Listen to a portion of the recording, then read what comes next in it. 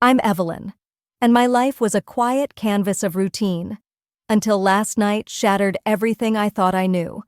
Sitting in the dim glow of my apartment, I held a mysterious black envelope my husband Nathan pressed into my hand, his mischievous grin hinting at secrets I couldn't fathom. My heart raced with a mix of thrill and dread as I broke the crimson wax seal, uncovering an invitation to a forgotten theater on the edge of the city.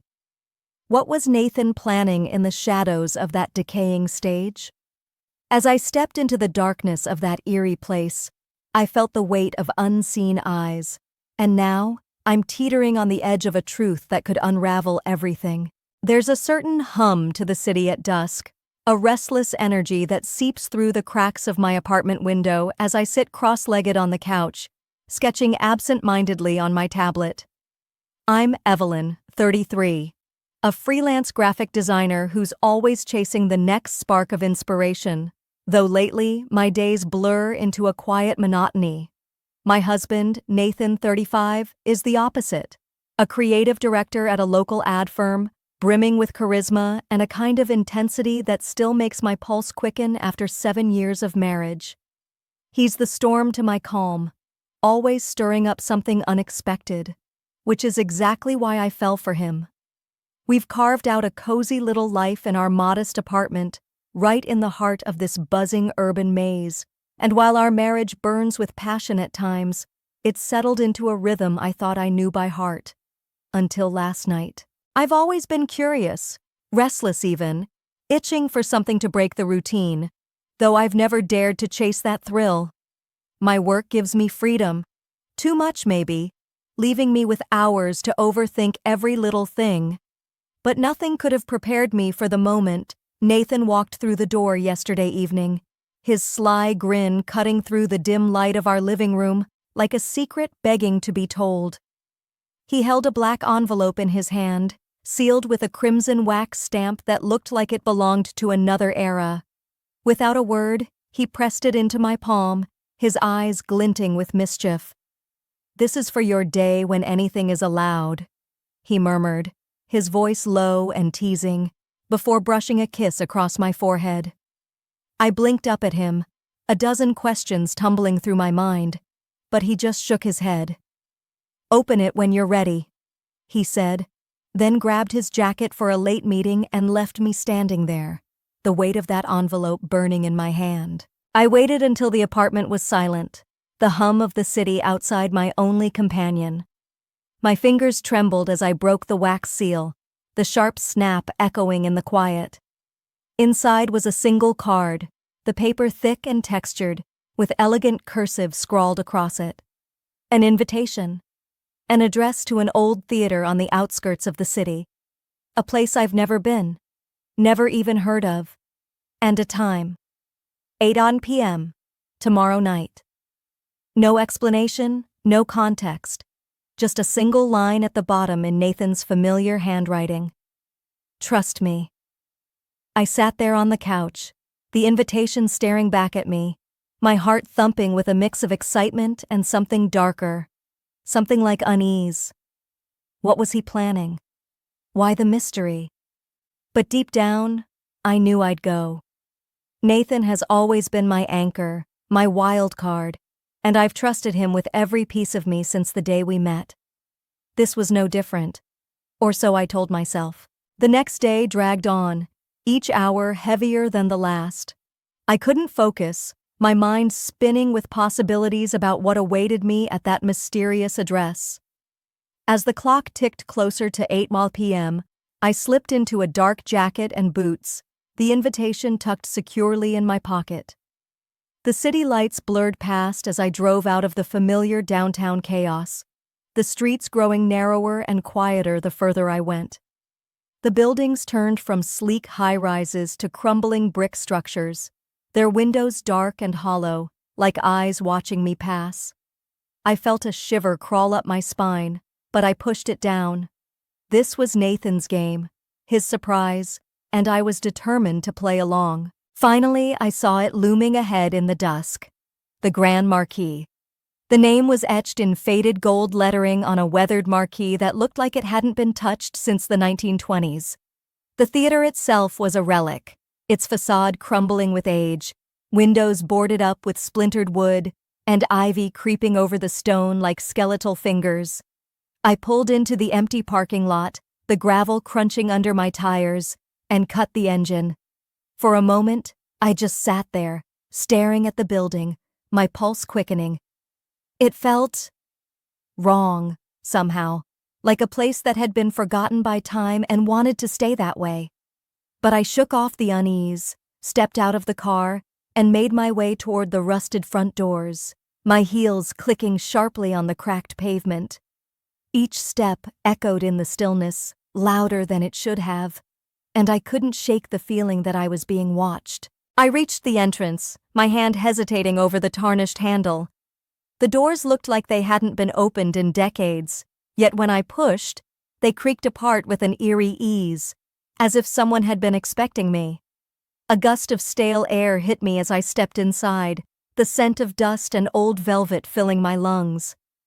The lobby was shrouded in darkness, the only light a faint flickering glow seeping from beneath a set of heavy double doors ahead.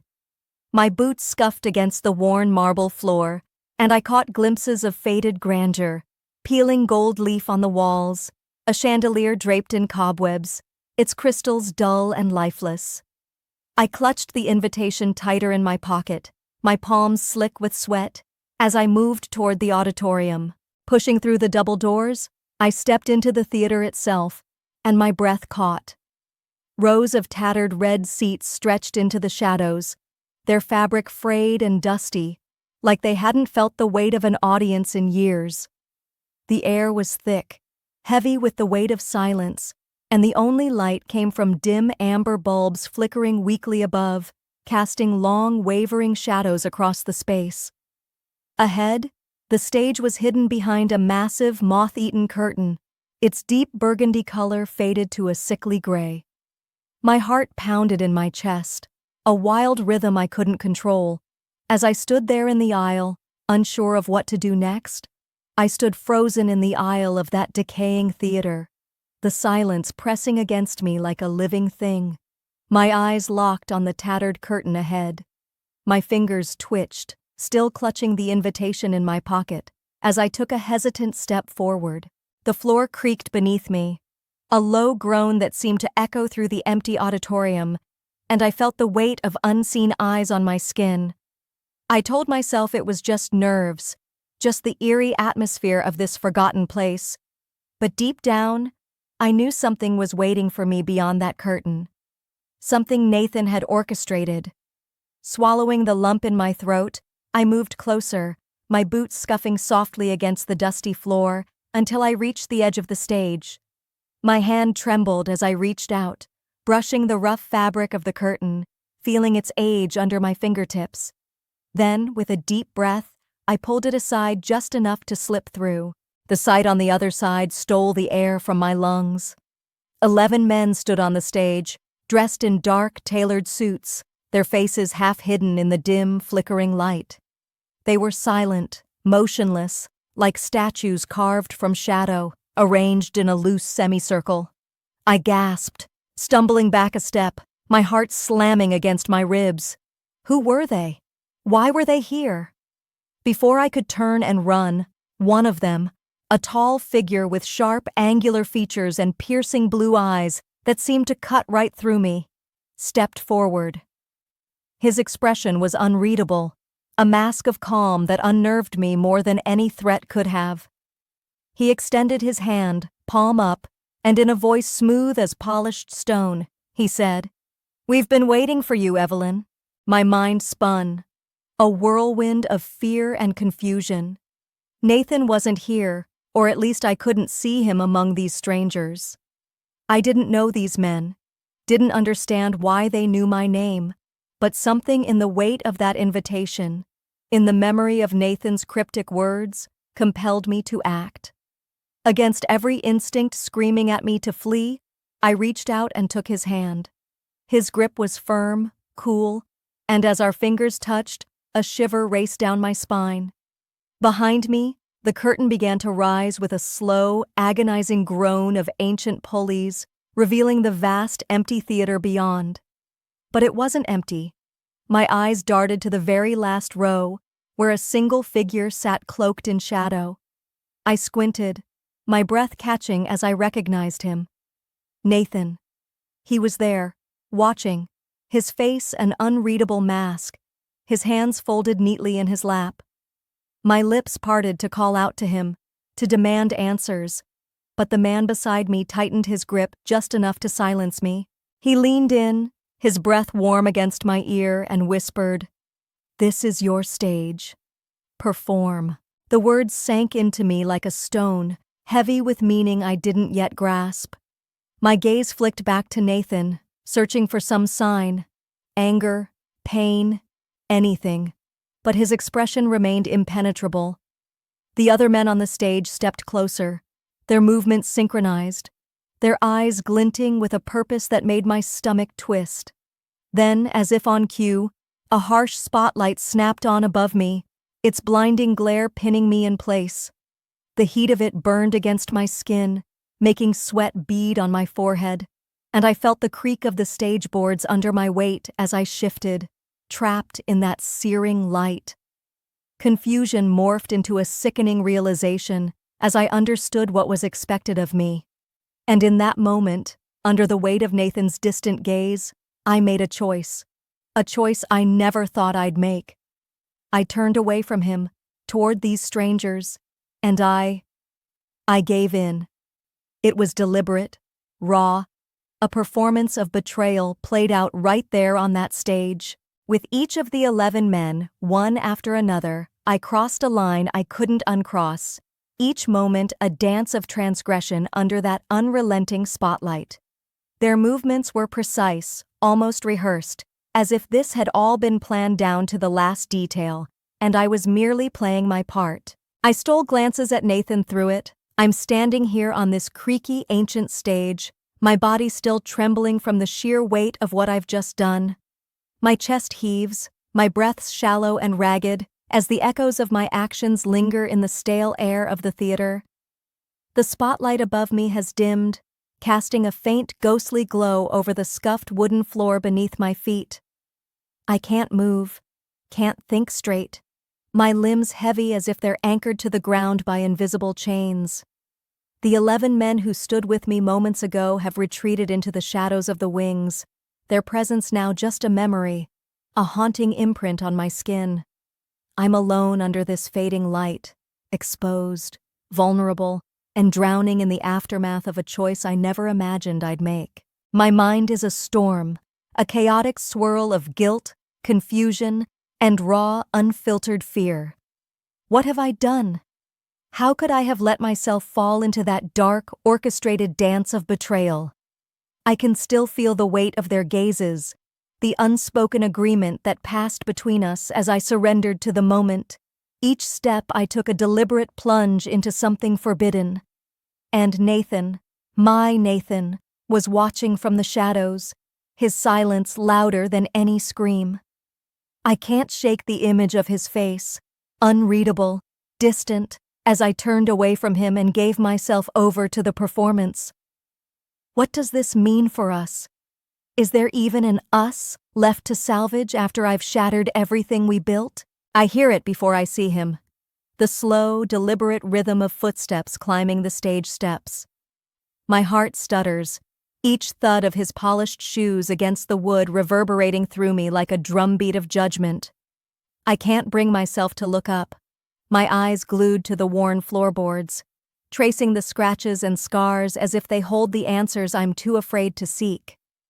The gleam of his shoes catches the edge of my vision, pristine even in this dim, decaying space, a stark contrast to the ruin around us. Nathan is here, close now, and the air between us feels charged, heavy with unspoken words and the weight of my actions. I want to speak, to spill out excuses, apologies, anything to fill the suffocating silence, but my throat is tight, my voice trapped behind a wall of shame. Finally, I force myself to lift my gaze, my eyes meeting his, and I'm caught off guard by what I see. There's no rage in his expression, no hurt twisting his features into something unrecognizable. Instead, his face is calm, almost serene, with a faint smirk tugging at the corners of his mouth. It's not the reaction I expected, not the condemnation I braced myself for, and it unnerves me more than any outburst could have. What is he thinking? Why does he look proud? My stomach twists, a mix of dread and confusion churning inside me as I try to decipher the meaning behind that subtle curve of his lips. He stops just a few feet away, his presence commanding even in the stillness. Before I can find the words to break the tension, he raises his hands and begins to clap. The sound is slow, deliberate, each sharp strike of his palms slicing through the empty theater like a blade. It echoes off the walls, reverberating in my chest, each clap feeling like a stab, a reminder of the performance I just gave. Yet, there's something in his eyes, a glint of something I can't quite name, that tells me this isn't punishment. It's not scorn. It's something else, something that makes my breath hitch and my pulse race even faster. Nathan, I don't know why My voice cracks as I stammer, the words tumbling out in a desperate rush, but he cuts me off with a raised hand, silencing me without a word. He steps closer, the space between us shrinking until I can feel the heat of him, the familiar scent of his cologne grounding me even as my mind spins. I flinch, expecting harshness, but instead, his hand reaches out, his fingers brushing against my cheek as he gently tucks a stray lock of hair behind my ear. The touch is tender, yet firm, a quiet gesture that sends a shiver through me. I'm still reeling, my mind a tangled mess of guilt and fear, but Nathan's touch anchors me in a way I can't explain. He leans in closer, his breath warm against my ear, and his voice cuts through the oppressive silence of the theater like a blade, sharp and intimate. "You did it perfectly," he whispers, the words sinking into me, heavy with a meaning I'm only beginning to grasp. I pull back, my eyes wide, searching his face for any hint of sarcasm, any trace of pain or anger that I expected to find. But there's nothing like that. His gaze is intense, burning with something I can't quite name. Admiration, perhaps, or a deep, unsettling satisfaction. It's not the reaction I braced myself for, and it leaves me unsteady, my heart pounding in my chest as I try to make sense of it all. He steps even closer, closing the last bit of distance between us, and before I can process what's happening, his arms wrap around me in a tight, unyielding embrace. The roughness of his suit jacket scrapes against my bare arms, a stark contrast to the softness of his hold, and I feel the tension that's been coiling inside me start to unravel. The faint scent of his cologne, woodsy with a hint of spice, grounds me, pulling me back from the edge of my spiraling thoughts. It's familiar, comforting, even in this moment of chaos, and I can't help but lean into him, my body betraying the storm in my mind. His voice trembles slightly with emotion as he repeats that single word, perfectly, and it reverberates through me, a quiet echo of something I don't yet understand. I don't push him away, though every instinct tells me I should. Instead, I let myself sink into the embrace, my cheek pressed against his chest, feeling the steady rhythm of his heartbeat beneath the fabric. In that moment, as his warmth surrounds me, a realization crashes over me like a wave. This wasn't a betrayal to him. It wasn't a fracture in the life we've built together. It was a performance, a carefully crafted act that he orchestrated from the shadows, a script he wrote for us both to follow, even if I didn't know my lines until I stepped onto this stage. The theater, the mysterious invitation, those 11 men waiting in the wings. It was all part of his design, a twisted play where I was both actor and unwitting participant. My mind reels as the pieces fall into place, each memory of the night snapping into focus with chilling clarity. The way he watched from the last row, his silence not judgment, but anticipation. The way the men moved with such precision, as if they'd rehearsed every step. It was never about breaking us. It was about testing boundaries, pushing limits, seeing how far I'd go under the spotlight he'd set for me. And as I stand here, wrapped in his arms, I feel a confusing mix of relief and exhilaration coursing through me. Relief that he's not turning away from me, that I haven't lost him in the aftermath of what I've done. Exhilaration because deep down, in a corner of my soul I'm too afraid to look at for long, I know I enjoyed it. I savored the rush, the forbidden thrill of stepping into that role, of giving myself over to the moment in a way I never thought I could. There's no regret in me, not now, not as I feel the strength of Nathan's hold, the quiet assurance in his voice. I played my part, and I played it well, even if I didn't know the script until the curtain rose. My heart, against all logic, feels oddly at peace, as if this strange, dark dance was exactly where I was meant to be. But even as I let myself rest in this moment, questions linger, sharp and insistent at the edges of my mind. What was the purpose of this performance? Why did Nathan need to see me pushed to such an edge? I can't ask, not yet. Not when the air between us feels so fragile, like a thread stretched taut, ready to snap with the wrong. As Nathan and I step out of the decaying shell of the Grand Marquis, the cold night air hits me like a slap, sharp and biting against my flushed skin. It's a jarring shift from the suffocating heat of the stage, where every breath felt heavy with the weight of what I'd just done. The gravel crunches under our feet as we make our way to the car, the silence between us thick but not uncomfortable. There's no need for words right now, not after everything that unfolded under that flickering spotlight. Instead, there's a new current running between us, an unspoken understanding that hums beneath the surface, electric and alive. I can still feel the ghost of his embrace, the way his arms held me steady when my world felt like it was spinning out of control. It's a tether I cling to as we leave that haunted place behind.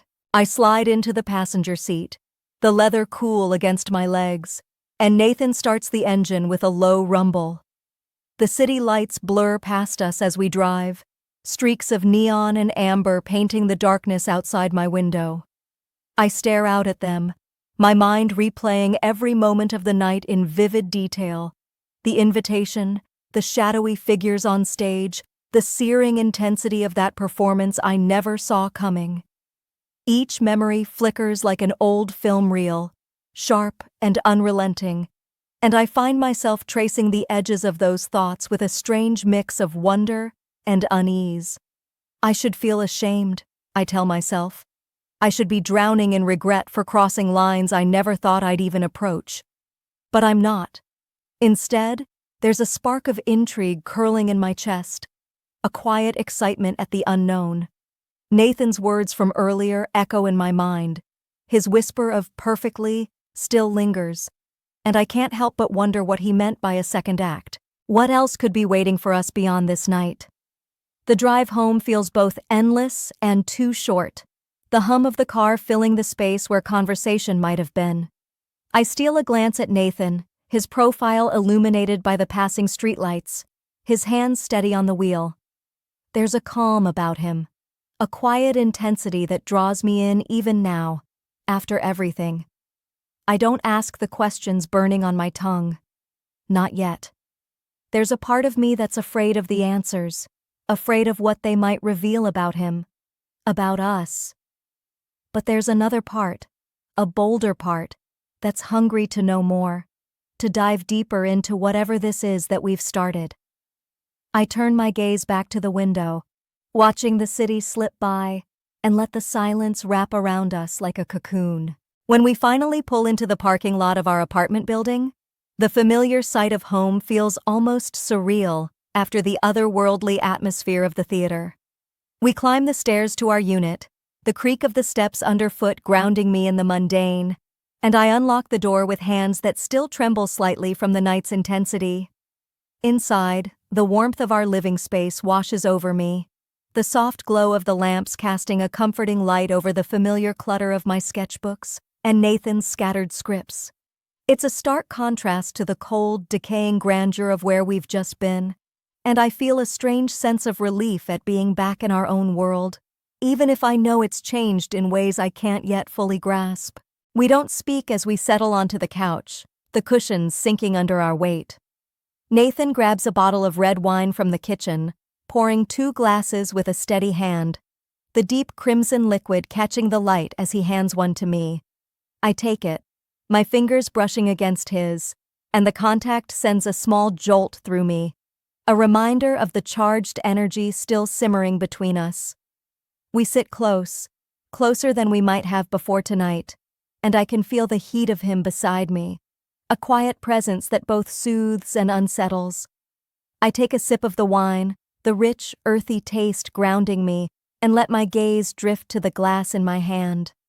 My finger traces the rim slowly, a mindless gesture, but each circle sends a tiny thrill through me, a whisper. Don't forget to subscribe, like, and comment.